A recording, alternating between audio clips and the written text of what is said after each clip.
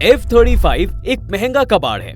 ये बात Elon Musk ने कही है, लेकिन अब इलॉन मस्क के कबाड़ से हमें क्या लेना देना?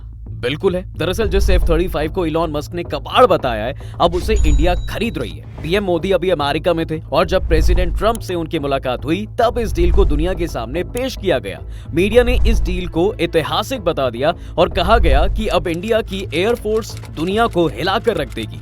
किसी ने एक बार भी नहीं सोचा कि अगर इलॉन मस्क ने इसे कबाड़ कहा तो इसका मतलब है।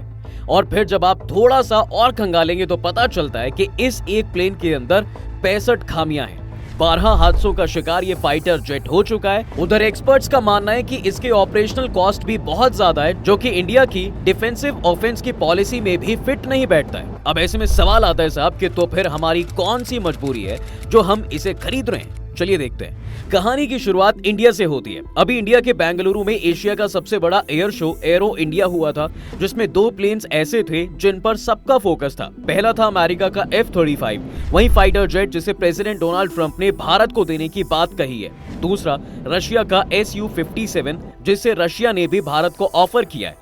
अब अगर F-35 जेट की बात करें तो अमेरिकी एरोस्पेस दिग्गज लॉकहीड मार्टिन की तरफ से डेवलप किया गया ये एक 5th जनरेशन का फाइटर जेट है, जिसकी पहली उड़ान दिसंबर 2006 में हुई थी। 2006 से अब तक इस फाइटर जेट ने मिलिट्री की एडवांसमेंट में बड़ा रोल प्ले किया है। इसमें advance stealth capacity, advance avionics और एडवांस वेपन्स शामिल हैं। अब तक 1000 से ज्यादा F-35 जेट अमेरिकी सेना और दुनिया भर के मिलिट्री में दिए जा चुके हैं। पहले आपको इसकी कुछ और खूबियां बताता हूं, फिर हम पेंटागन इलॉन मस्क की बात करेंगे।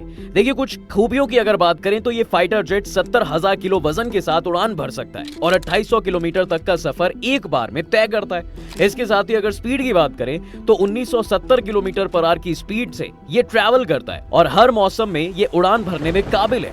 अब शुरू करते हैं असली कहानी। F-35 विमानों में कई खामियां चल रही हैं। 2018 से अब तक कम से कम 12 हादसे इस फाइटर जेट के साथ हो चुके हैं, जिससे इसके भरोसे, मेंटेनेंस, ऑपरेशन में देरी और लागत में बढ़ोतरी को लेकर चीजों पर सवाल उठे। पिछले साल नवंबर में ही स्पेस एक्स के मालिक इलॉन मस्क ने एक्स पर एक पोस्ट में वीडियो अपलोड किया था, जिसमें सैकड़ों छोटे ड्रोन एक साथ दिखाई दे रहे थे। उस वक्त ही उन्होंने कहा था कि कुछ बेवकूफ अभी भी F-35 जैसे ह्यूमन वाले फाइटर जेट्स बना रहे हैं। ड्रोन के एरा में ये पायलट वाले फाइटर जेट का कोई वजूद नहीं रहने वाला है। इससे सिर्फ पायलट ही मारे जाएंगे। पायलटों वाले फाइटर जेट मिसाइलों की रेंज बढ़ाने या बम गिराने का ये इनएफिशिएंट तरीका है।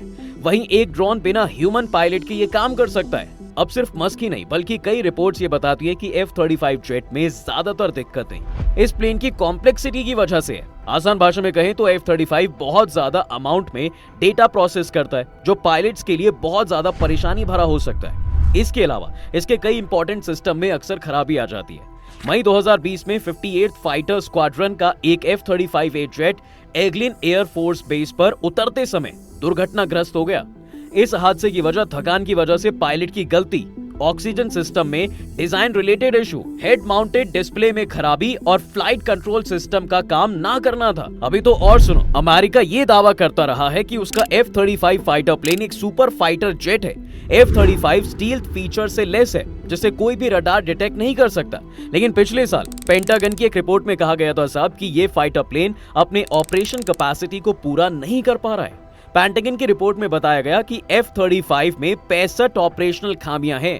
इस रिपोर्ट के मुताबिक इन कमियों की वजह से F-35 fighter jet basic specification test को भी पास नहीं कर पा रहा है। सितंबर 2023 में यूएस गवर्नमेंट अकाउंटेबिलिटी ऑफिस यानी कि GOA ने एक रिपोर्ट में बताया था कि अमेरिकी एयरफोर्स के F-35 बेड़े के आधे से ज्यादा फाइटर जेट किसी भी वक्त उड़ान भरने के लायक नहीं है।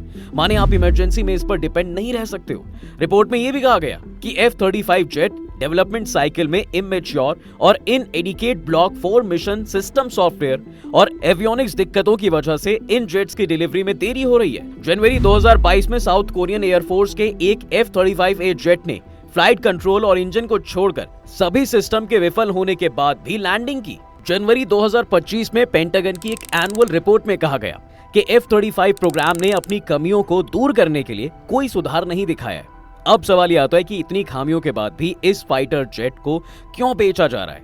एक्सपर्ट्स का मानना है कि लॉकहीड मार्टिन जैसी कई बड़ी एविएशन कंपनियों का अमेरिकी सरकार पर दबाव रहता है। कई बड़े नेताओं के इसमें पैसे भी लगे रहते हैं। ऐसे में वो इन जेट्स को अपने सहयोगी देशों को देने का दबाव डलवाया जाता है। माना जा रहा है कि कुछ ऐसा ही इंडिया के साथ किया जा रहा है। अब एक सवाल और आता है कि क्या अपने पास और कोई ऑप्शन नहीं है?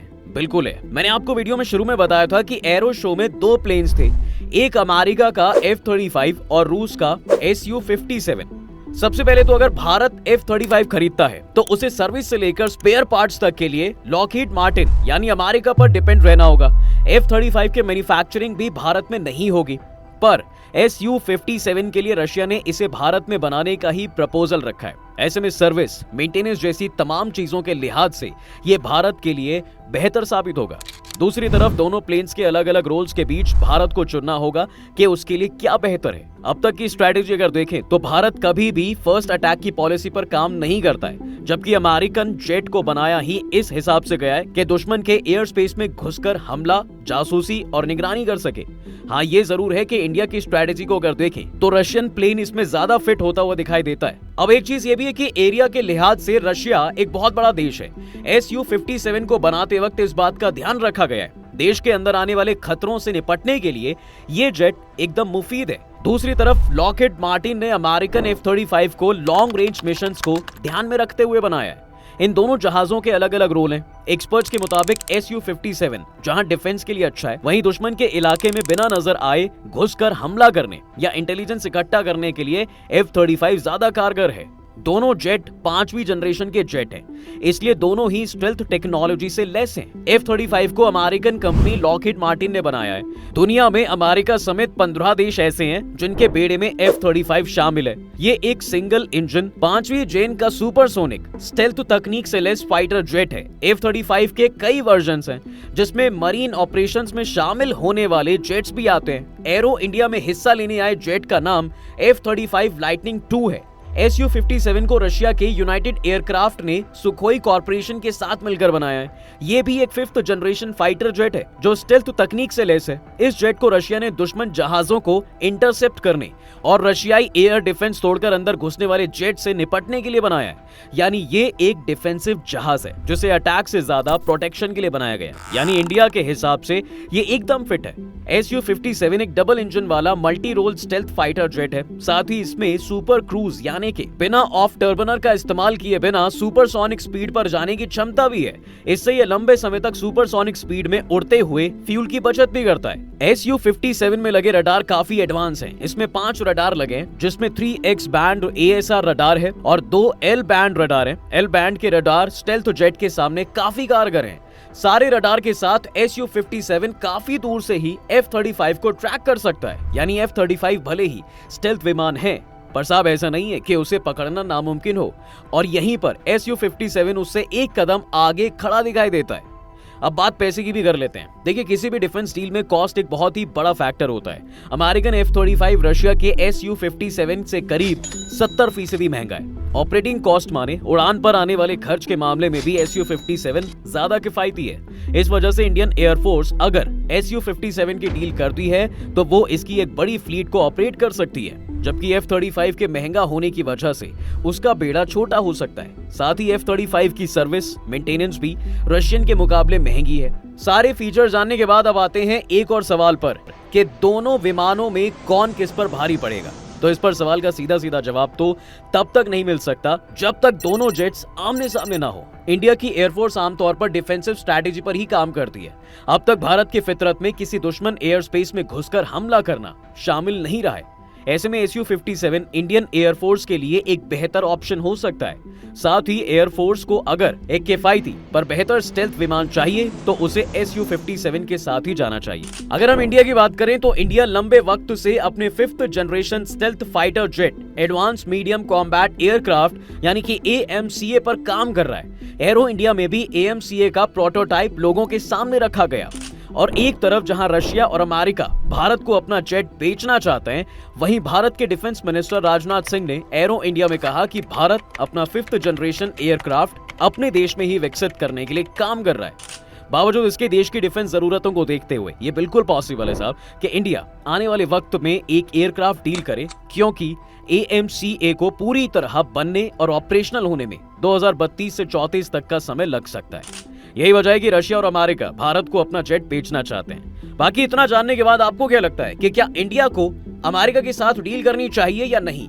आप अपनी राय मुझे कमेंट्स में जरूर बताना। वीडियो अगर आपको पसंद आई है तो इसे लाइक और शेयर जरूर करो, और जाते जाते चैनल को सब्सक्राइब करना बिल्कुल ना भूलें।